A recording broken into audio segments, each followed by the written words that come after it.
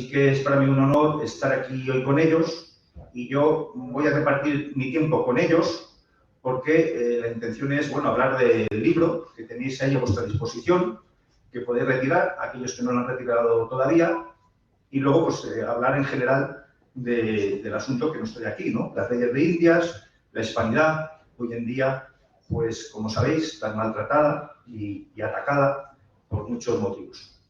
En fin, entrando en materia, yo quería explicar, en primer lugar, qué es esto de las leyes de Indias, que conviene decirlo por la desafortunada desconocimiento general que existe de nuestra historia y de la historia de América. Las leyes de Indias es un sistema legal de unas 6.500 leyes, abarca todos los aspectos fundamentales que se regulan en una sociedad, los matrimonios, las sucesiones, el comercio, las universidades, los servicios de correos, los tributos, la navegación, y yo en particular me he dedicado a estudiar aquí lo que se refiere a la libertad y la protección de los nativos y los indios de América. No solamente hago un estudio en particular de un libro, de la recopilación de las leyes de Indias, que es una legislación que se desarrolla en 187 años y que está en vigor durante 300 años en América. Y yo me he centrado en lo que dice el subtítulo de ese libro, que es la protección a los pobladores nativos de América por parte de los monarcas españoles.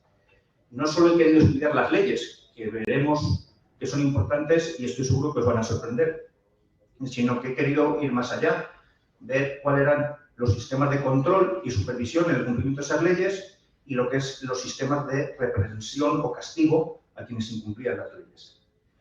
Y vamos a entrar en algún tema histórico, lógicamente, ¿no? Más que legal, que también es el objeto de mi intervención. Hay tres momentos para mí claves en la historia de España en América.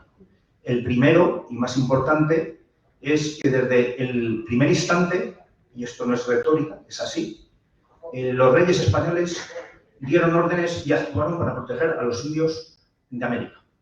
Concretamente, el 23 de mayo de 1493 en Barcelona. Ha regresado Cristóbal Colón del primer viaje. Ha regresado de milagro. Y además ha regresado y lo ha contado, que puede ser que otros fueran y no sabemos lo que pasó con ellos. Pero este hombre llega de milagro. De las dos naves que regresan, una entra en Galicia, Bayona, y Cristóbal Colón se va a Lisboa a pasarle por las narices al rey de Portugal, que ha encontrado tierras, como él decía, más allá de Finisterre. Y literalmente lo primero que hace es, después de restregárselo al rey de Portugal, es irse a un santuario en Sevilla, dar gracias al cielo, que regresaron de milagro, o sea, no estoy a punto de perder la vida en el océano, porque toda la clave de este viaje ya no era tanto el ir, sino el saber volver. Y en base a medios totalmente rudimentarios como existían entonces. Él se dirige desde Sevilla a Barcelona, donde están los Reyes Católicos, y en ese momento, para que no haya dudas, y para no aportar yo de mi cosecha, la reina Isabel le dice al Cristóbal Colón: procure, ya le ha dicho al almirante, que todos los que en ella van y más fueren de aquí en adelante, traten muy bien y amorosamente a los dichos indios, sin que les hagan enojo alguno, y procurando que tengan los unos con los otros mucha conversación y familiaridad, haciéndose las mejores obras para que se les honre a los indios, mucho. Y si caso fuere que alguno o algunas personas trataren mal a los dichos indios, en cualquier manera, que sea el dicho almirante como virrey y gobernador de su Alteza, los castigue mucho por virtud de los poderes de sus Altezas que para ello lleva. Bueno, eso lo dijo, como digo, en el primer instante, es decir, en cuanto tiene noticia la reina Isabel de lo que han encontrado. No solamente lo dice, lo lleva a la práctica, que esto es realmente importante. Lo lleva a la práctica porque no solamente su testamento, que incide en que se repare cualquier enojo que se causa a los indios, durante la vida de Isabel la Católica, desde 1492, le llegan alguna información de las irregularidades que está cometiendo Colón, entre ellas de un fraile de la Abadía de Montserrat, en Barcelona otra vez, llamado Margarit y Boy, que le informa que aquí Colón ha perdido el norte. Y Colón viene en el segundo viaje, viene por su cuenta y riesgo con unos indios hechos esclavos. Cuando llega a la corona, a la corte, la reina Isabel dice que quién es el almirante para hacer esclavos a sus vasallos. Todo esto repleto de ira. Y le dice a Colón que España ha ido a América a conseguir almas para el cielo y no a conseguir esclavos para la tierra. Lo que hace Isabel la Católica es liberar a esos indios, manda a Francisco Bobadilla, que es hermano de una íntima amiga suya, a América, y Francisco Bobadilla, cumpliendo las órdenes de Isabel, desaloja a Diego Colón del palacio del gobernador, que era el que ejercía la función de gobernador, los desaloja y les quita todas las facultades. Y no solo eso, mandan a un gran gobernante, que es un fray Obando, que empieza ahí el desarrollo humanístico, la planificación civilizatoria de España en América. Quiero decir que, lo iba a contar después, pero lo cuento ahora. Colón trae esclavos porque era absolutamente normal en el siglo XV que tuviera esclavos, entre ellos los españoles. Los españoles fuimos esclavos. En particular, las españolas de las costas levantinas, Cataluña, Baleares, donde los piratas bereberes, al servicio del Imperio Otomano, era muy normal entrar en nuestras costas, capturar cristianos de nuestra península y esclavizarlos, en particular a las mujeres, que estaban bastante bien valoradas, por cierto, en los mercados del norte de África y del país Turquía.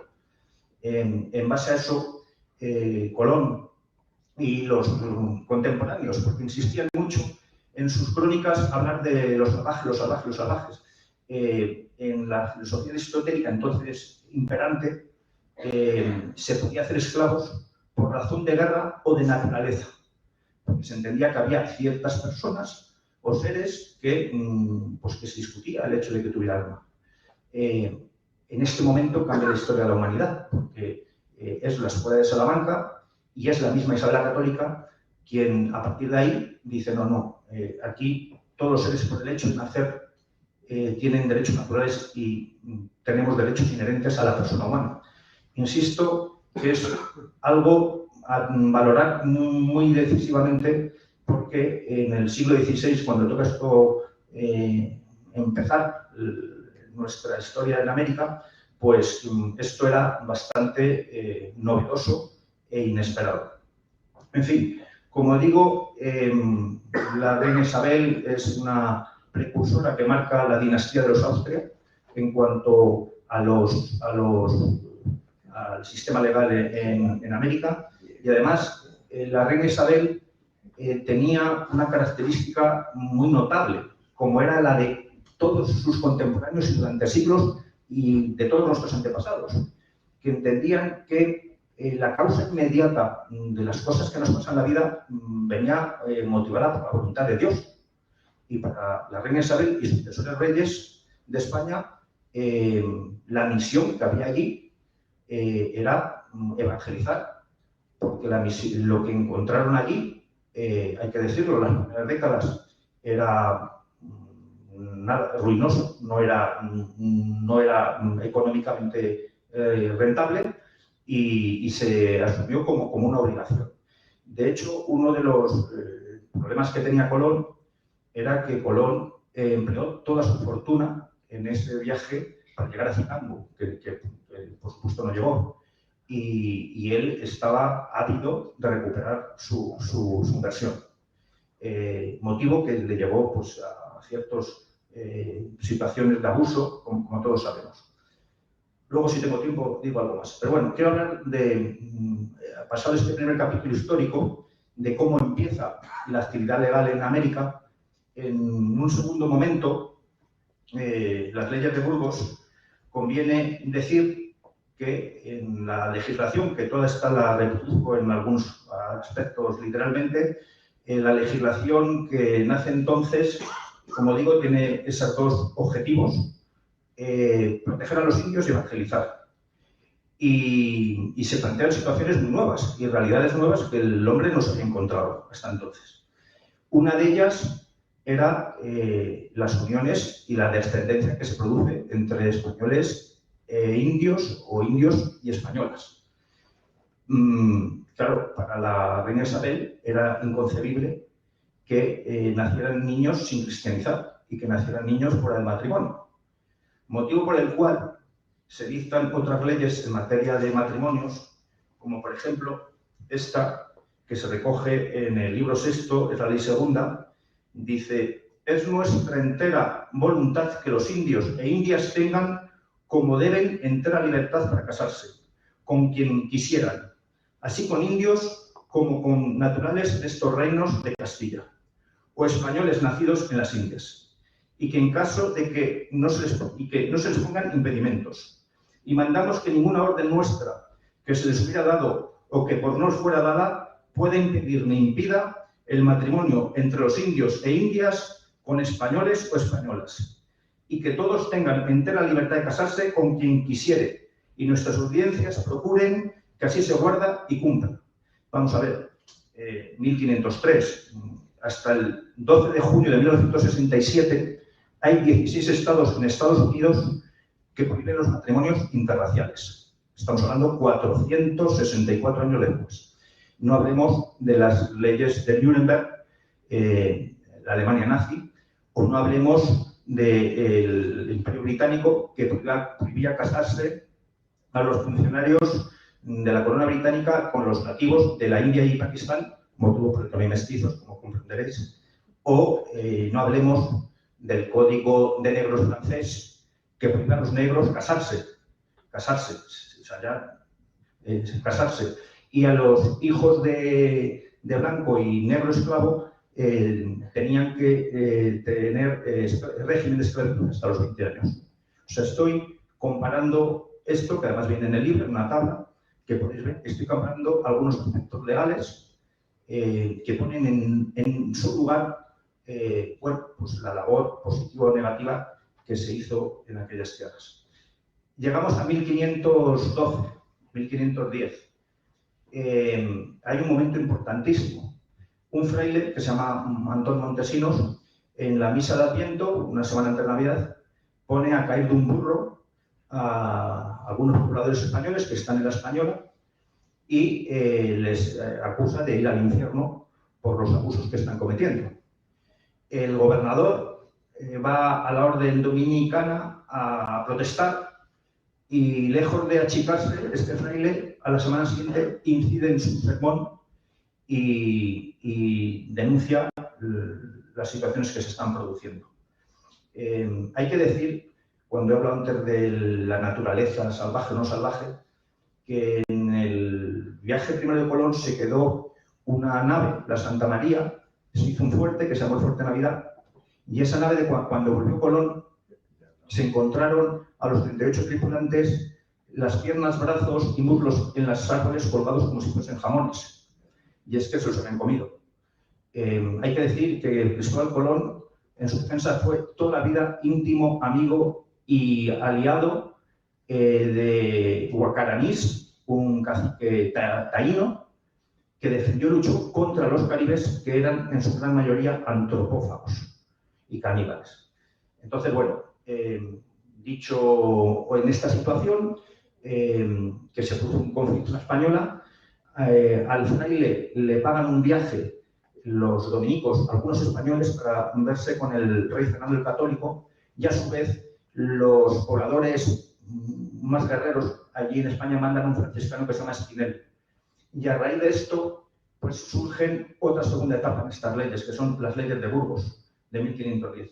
El rey Fernando el Católico, que es regente de Castilla, porque ha muerto su esposa, dice que se preste mucha atención, cuidado en el buen tratamiento de los indios y que se dicten normas para protegerlos. Otra vez más, los reyes españoles están por la labor de proteger a los indios. Luego hablaremos de, por supuesto, lo que podría ser incumplimiento de las leyes. En esta ley de Burgos, que no me quiero extender, se establecen unos principios fundamentales, que además es precursor de los derechos humanos, porque insisto que todos los hombres éramos iguales en el siglo XVI, eso le entraba en la cabeza muy poca gente. En el 17, estamos hablando del año 1500. Entonces, entre los principios fundamentales de las leyes de Burgos, dice, los indios son libres. Los indios tienen que procurar trabajar según su constitución y tolerancia. Los indios tienen derecho a descanso. 5 meses de trabajo y 40 días de descanso. Ojo, no vayáis hoy a pedir al Estatuto de los Trabajadores que nos den 40 días de descanso. Tienen derecho a un salario justo, tienen derecho a hamacas, tienen derecho a alimentación, etcétera, etcétera. Y luego también entraré, que no me voy a quitar del medio, de cómo se hacen cumplir estas leyes, que esto no es prueba. Y en materia de menores también quiero advertir, y lo podéis ver en el anexo segundo de mi libro, que en materia de menores se prohíbe trabajar a los menores de 14 años, a los indios menores de 14 años. Incluso se dice que los menores de 14 años más instruidos tienen que aprender música, una serie de oficios. Bueno, hasta 1809, la ley fabril inglesa, 1809, no prohíbe el trabajo a menores de 9 años. Hasta 1845, la ley Bison francesa no prohíbe, la inglesa, trabajo menores de 9 años en sitios no ventilados, porque si están ventilados pueden trabajar con 6 o 7 años. La ley Bison lo aplica en el año 1845. En Alemania igual, en 1860. Y en Estados Unidos se permite el trabajo de los menores de cualquier edad en el año 1861, salvo 3 meses al año que tenían que dedicar para estudiar. O sea, quiero comparar esas leyes de Burgos, la corona de Castilla y Aragón, que forman España, 1503, comparada con las leyes de 1809, 1845, 1861. En fin, llegamos a la tercera fase y momento también decisivo. 1542, Carlos V, las leyes nuevas que se aprueban, no sé si sabrán dónde. ¿Dónde? En Barcelona también. En Barcelona. Por cierto, las 3 primeras iglesias que se levantan en América, la levantan los catalanes, que son las patronas de Tarragona, Barcelona y Lérida, tú me corregirás, Santa Eulalia, Montserrat y Santa Tecla. Bueno, como digo, en 1542 surge un personaje que es Bartolomé de las Casas, bueno, llevaba mucho tiempo, que es un hombre que en verdad hace un gran servicio a la causa de defensa de los nativos, aunque es un personaje muy especial, que él lo decía. Él justificaba, para él el fin justificaba los medios, y para él valía todo con tal de llevarse las cosas. O sea, nada más se presumía de ello, de ser demente y de conseguir lo que se proponía. Crea una tal controversia en cuanto a una institución concreta, que son las encomiendas, que luego hablaré, que además las encomiendas es una cosa que afectaba a muy pocos nativos, a poquísimos, no llegó ni al 1%, pues en esa controversia, en la que a Carlos V le están llevando 1000 quejas, se paraliza durante 2 años la expansión, no me gusta llamarlo conquista, hubo conquista, pero hubo más expansión que conquista, por lo que luego diré. Y en 1542 se paraliza, o en 1540 se paraliza cualquier actividad de exploración, el emperador lo para, y por el único motivo de saber qué está pasando con los nativos, y allí hay 2 vertientes, Sepúlveda, un gran jurista, y Bartolomé de las Casas. El único que quería Bartolomé de las Casas era hacer una predicación exclusivamente para religiosos, que no entrase nadie que no fuese un religioso en esas tierras. Y en 1542 el rey Carlos V aprueba las leyes nuevas, y las leyes nuevas incluyen unas novedades importantes. Primero, extinguen las encomiendas, pero ojo, cuando hablamos de leyes de Indias, estamos hablando o suponiendo que hay un abuso de fuera hacia el nativo, que el nativo en multitud de casos fue aliado incondicional de los conquistadores. Pero es que también se suprimen prácticas como el canibalismo, aunque fuera de hombre muerto, los sacrificios humanos, el pago de deudas con las mujeres. Era normal que las hijas sirvieran para pagar deudas o tributos en ciertos pueblos nativos, o el enterramiento de 4 jóvenes, 2 hembras y 2 varones, cuando moría el cacique, se les mataba para acompañar al cacique en el más allá, ¿no? En algunos pueblos o casos concretos. Pero bueno, yendo a la parte que nos toca, el emperador Carlos V extingue las encomiendas.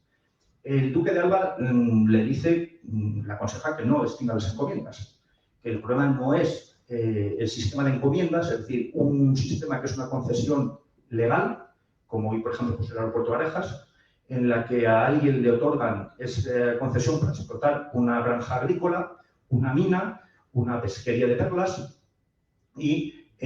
o una granja agrícola. Y lo que dice Carlos V es que a partir de entonces se prohíbe heredar esas encomiendas. Esto es como si a mí, en mi despacho, o alguien que tiene un negocio, le dicen, oiga, sus hijos no van a heredar ese negocio. Los pobladores cubañí se pusieron literalmente en pie de guerra. El cardenal de Sevilla le aconseja que no extinga las encomiendas. Los encomenderos le ofrecen 21 millones de pesos de oro al rey Carlos V para mantener las encomiendas. Ojo, España está en guerra, en Italia, en Flandes, en Francia, las arcas están hechas una pena, pero al rey Carlos V le prima una idea de justicia en contra de sus propios intereses y extingue las encomiendas. Las encomiendas, ahora yendo a lo que son esto de las encomiendas, para que tengamos una idea, en Lima, en el año 1573, de las 2.000 familias de españoles que había 20 que se dedicaban a las encomiendas, donde se decía que había abusos con los indios, en esas 20 familias. En lo que se estima que había en América 160.000 españoles en esa época, pues las personas que vivían de las encomiendas españoles, que tenían ese sistema en donde se podían estar haciendo abusos, donde no se respetaban los derechos de los indios, etc.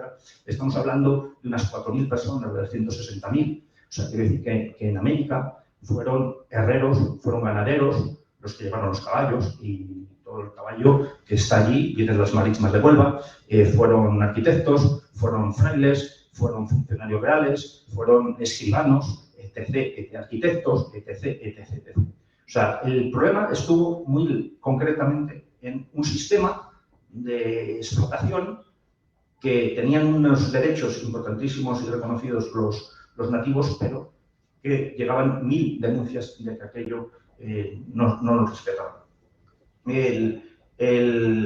En cuanto a la legislación de leyes de India, solo por poner algunos ejemplos, y quiero ir muy rápido para dar voz, quiero leer algunas de estas leyes que creo que a algunos les puede sorprender sobremanera.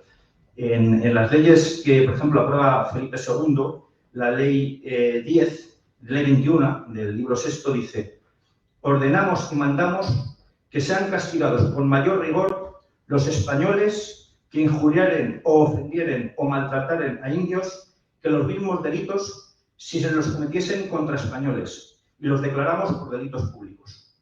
Y luego Carlos I, el de las leyes nuevas, dice: mandamos a nuestros virreyes, gobernadores y ministros que vivan con grandísimo desvelo, atención y cuidado en saber e inquirir de oficio, por vía de los protectores religiosos y de otras personas desapasionadas, si los encomenderos u otros vecinos dejan a los indios, para que los castiguen ejemplar y severamente.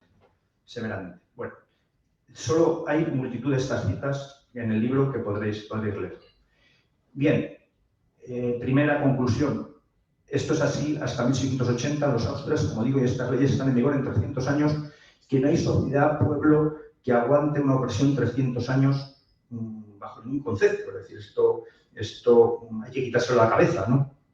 Que si verdaderamente hubiese sido todo un sistema de opresión o simplemente por la fuerza militar, no sé cómo en Afganistán o Vietnam, con 28 naciones y la mayor tecnología militar de la historia, no han sometido a vietnamitas y afganos. O sea, tiene que haber algo más. Yo creo que lo contaré. Bueno, estas son las leyes. Y primera conclusión, los reyes siempre, sin excepción, procuraron la protección del nativo a toda costa y en contra de sus intereses, como he comentado en el caso de las leyes nuevas. ¿Cuál era el sistema de control de todo esto? Segunda parte que quiero contar. Bueno, había una amplísima estructura de virreinatos, audiencias, gobernadores, alcaldes mayores, alguaciles, que ejercían esa función, ¿no? Y era una función era una estructura que funcionaba. Una estructura que funcionaba perfectamente. Pero además se crea una institución que son los visitadores y defensores de indios, que eso no existió en ningún imperio. Hay dos referencias de historiadores norteamericanos, ¿no? Lewis Hanke, ¿no? Lewis Hanke dice que, hablando de... Y bueno, antes de hablar de Lewis Hanke, dejarme decir que además de todo este sistema, los reyes, que de tontos no tienen un pelo, trataban de ejercer un sistema de contrapoderes entre la Iglesia y el poder civil. Y los reyes dieron a los religiosos unas funciones expresas de control del cumplimiento de las leyes. Cuando las leyes de Burgos dicen que tiene que haber capillas, iglesias al lado de los pueblos de indios, ojo, no estamos hablando solo de predicar, porque las iglesias eran centros donde había una inmunidad total y nadie podía entrar. Como dicen los reyes, so pena de castigo ejemplar. Y la inmunidad eclesiástica, esto lo he visto con mis ojos, hasta la muerte del general Franco, yo lo he visto, la gente de las manifestaciones se metía en las iglesias, donde allí no se podía entrar. O sea, la inmunidad casi siempre se respetó. Y la Iglesia tenía esa función especialmente destacada en la que, por ejemplo, dice otra ley de Felipe II, encargamos a los prelados eclesiásticos y mandamos a todos los ministros y personas seculares de las Indias que tengan a su cuidado avisar y advertir a los protectores, procuradores, abogados y defensores de indios si supieran que algunos de estos debajo de servidumbre sirven de esclavos en las casas, estancias, minas, granjerías, haciendas y otras partes, sirviendo a españoles o a indios. Es decir, también había esclavos indios de indios. Y bueno, no voy a citar muchas de estas citas porque están ahí en el libro. Es decir, la Iglesia asumió, el que os hablaba, Antón de Montesinos o Bartolomé de las Casas, eran religiosos, asumió tanto su papel que las autoridades civiles acusaban a los religiosos de predicadores subversivos o predicación escandalosa. Y Lewis Hanke, que es un profesor de historia norteamericano, que fue presidente de la academia, que murió y estuvo 5 años en Archivo de Indias, dice que era admirable la libertad de informar que tenían los religiosos españoles y de criticar incluso al propio rey, que no se cortaban un pelo. Y que dice que una de las glorias de España es la libertad de información que tenían para hacer llegar al rey las quejas memoriales e informes, que es una de las causas de la leyenda negra. Y dice, estos predicadores, que casi siempre estuvieron en rivalidad continua con el poder civil, en rivalidad continua, nada que ver con los anglosajones, donde los predicadores, el poder eclesiástico, se puso siempre de parte del poder establecido. Incluso llega a decir que había un obispo en Boston, Cotton Mather, que concretamente decía que los indios eran hijos del demonio y que había que exterminarlos. Y a diferencia, el predicador religioso, que yo creo que es el que verdaderamente conquista a las Indias, las traducciones que hizo de todos los idiomas nativos, iban por delante de los conquistadores, se metían en terrenos donde morían y desaparecían a tutiplén. Pues bueno, tienen una función fundamental en el control y vigilancia de las leyes. Y además los reyes lo fomentaban, y además los reyes lo querían así. En fin, en el libro también no hablo solo de esto, sino hablo de ejemplos y hablo de hechos coetáneos. Por ejemplo, ¿cómo sabemos que se cumplen las leyes? No solo por este sistema tan desarrollado que existe de control. Tenemos, en primer lugar, los juicios de residencia. Los juicios de residencia, y luego entro en muchos detalles particulares que ponen en evidencia lo que digo. Los juicios de residencia es un juicio que se practicaba a todos, cada uno de los servidores del rey al finalizar su mandato, en el que debía, por ser una residencia, guardar en el sitio donde se le acusaba, sobre todo al principio, en el sitio donde se le acusaba, guardar residencia. Hernán Cortés estuvo 20 años en juicio de residencia. Las penas y se les juzgaba por el tratamiento de los indios y por el cumplimiento de las leyes de Indias. Imaginaros hoy, y además estos juicios de residencia se basaban en una denuncia de cualquier persona, incluso aunque no fuera testigo de los hechos. Imaginaros hoy en día todos los cargos políticos de España o de América, al acabar el mandato se sitiese un juicio de residencia. Imaginároslo. Y además que pudiera venir un señor de Sevilla a decir que he oído o me han dicho que el alcalde de Madrid ha hecho mal esto o lo otro o ha defraudado unos impuestos. O sea, esto hoy en día sería totalmente aberrante y una vulneración de derechos fundamentales. Bueno, los juicios de residencia. Y hay muy conocidos. Al virrey Solís, catalán, por cierto, que se le sometió a juicio de residencia y para no ser condenado se hizo religioso. A Hernán Cortés por 20 años.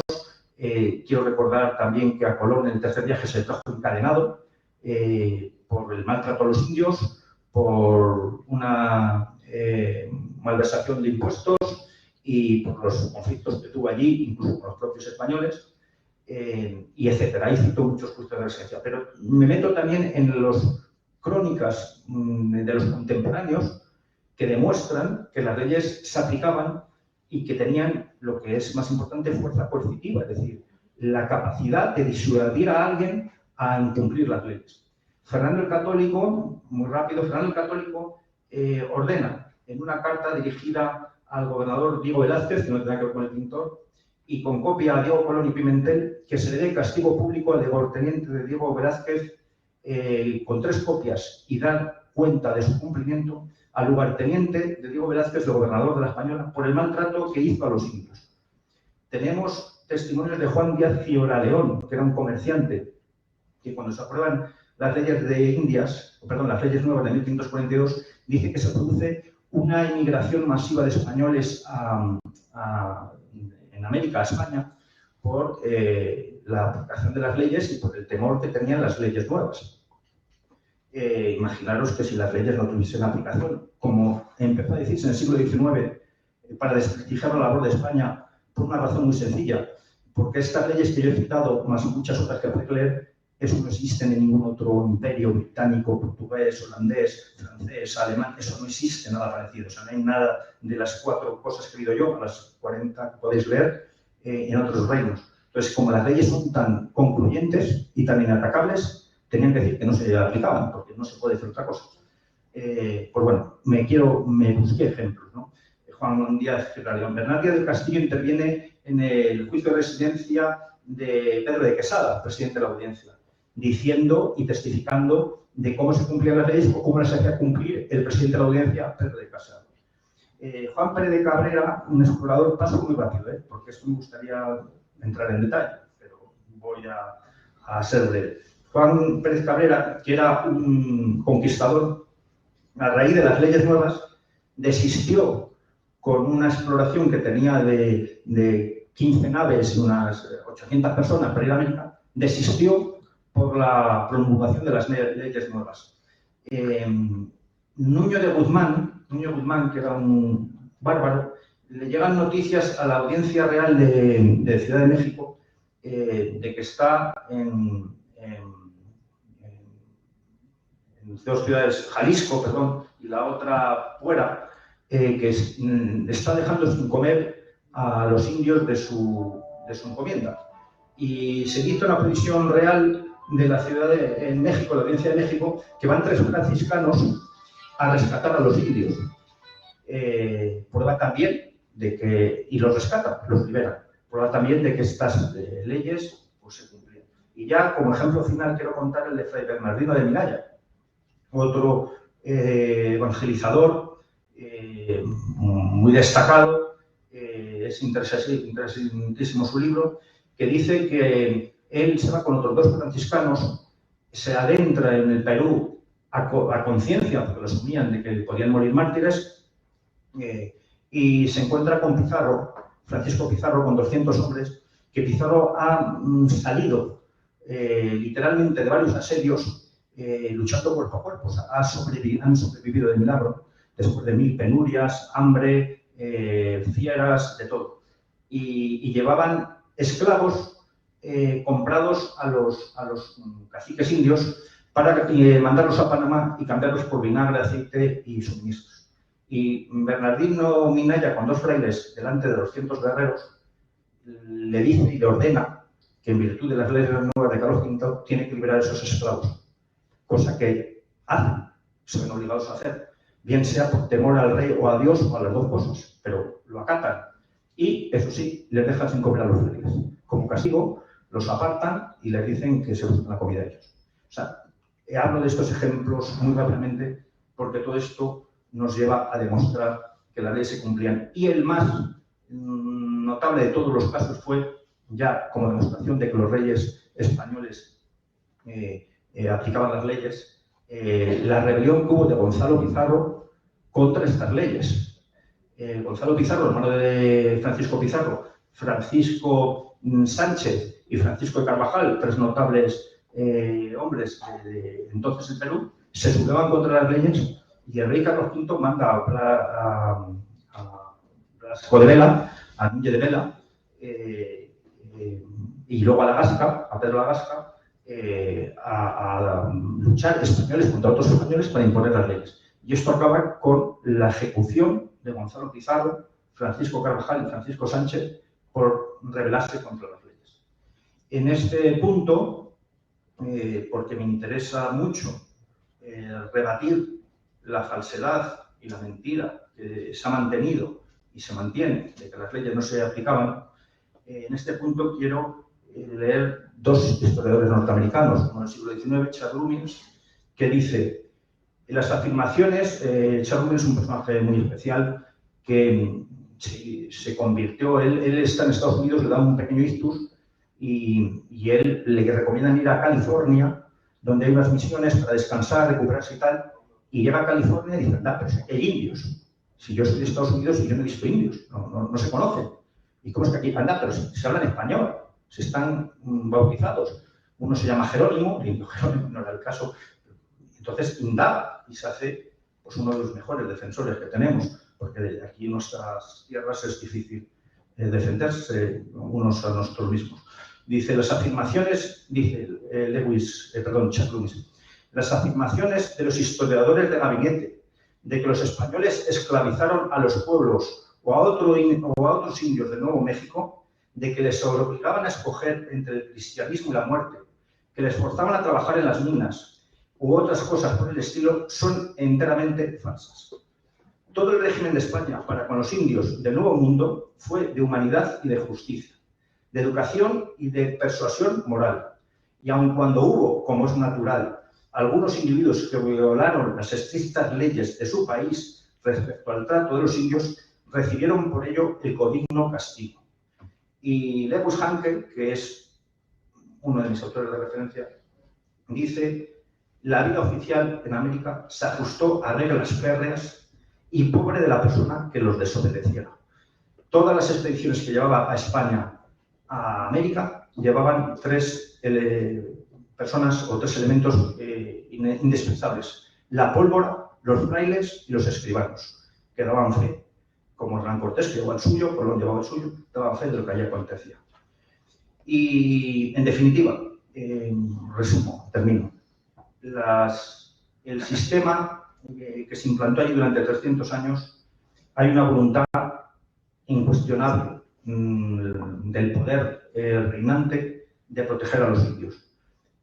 Hubo, por supuesto, incumplimientos, pero hagamos hoy en nuestros días una reflexión, por si a nuestros nietos les obligan a pedir disculpas.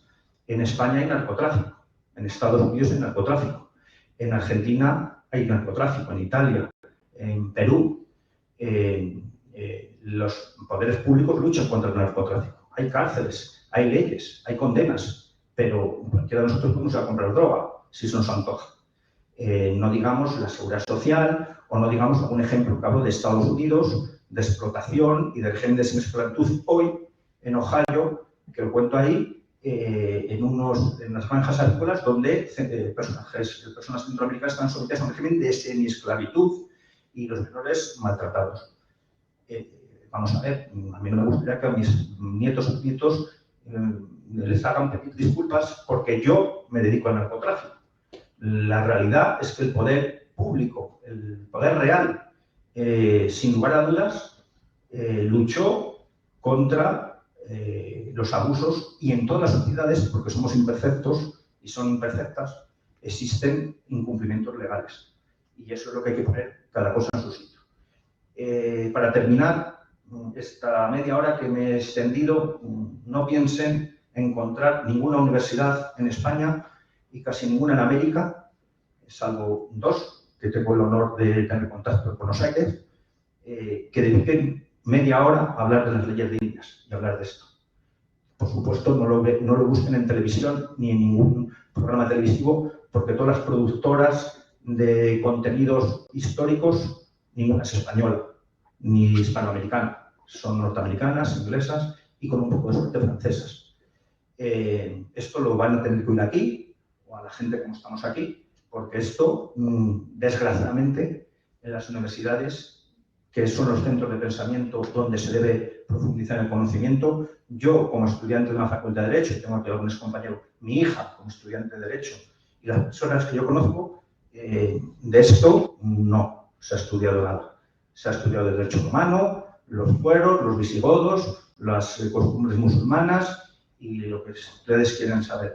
Pero esto que tanto nos afecta de 300 años de historia nuestra y de nuestros hermanos hispanoamericanos, pues lo tendrán que averiguar por su cuenta. Muchas gracias por estar y cedo la palabra a Óscar. ¿Vale?